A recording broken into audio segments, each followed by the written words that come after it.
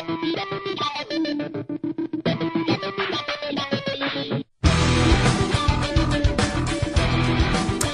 I'm John Campea, the Movie Blog, and this is my quick review of the new film, Breach. Now, Breach is being touted as something of a political thriller, and I suppose that definition is somewhat accurate, although it's not that much of a thriller. The film is based on a true story about government agent Robert Hansen, played very well by Chris Cooper in this film.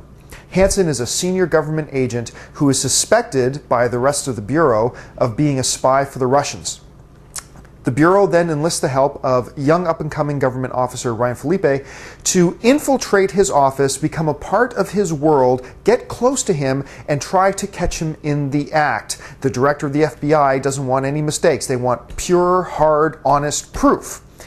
The really nice thing about this film is that they portray the villain, played by Chris Cooper, as not just being black and white. One of the things I don't like, except for maybe in some comic book movies, is when a film tries to portray everything in black or white. Good guys are good, bad guys are bad. And I really appreciate it when a film, especially one like Breach, tries to show more of the reality of the worlds of gray.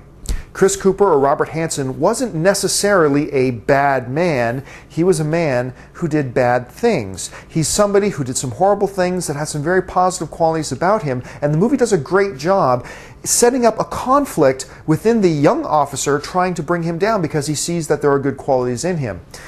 The film is, as I said, not really a political thriller per se, because unlike many political thrillers, there's no action in this film. Now, that's not necessarily a bad film or a bad thing. It's just that I was kind of expecting some action sequences and there weren't any, and maybe that's all for the better. Some people might say that the movie is too slow. I will agree that the film is slow, but it still maintains a definite sense of pace, and we've talked on the Movie Blog about that before, that there's a difference between being slow and having no pace. This film does have a definite sense of pace to it. It keeps moving along, and even though there's no action sequences, it really does keep you riveted.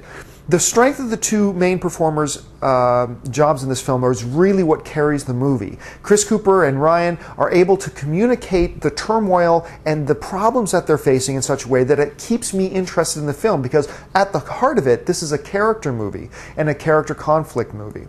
Overall, I actually enjoyed Breach. It is a little bit slow. Sometimes you have to pay a little bit too much attention to it to make sure you're catching all the little things that are being brought up to you as an audience member.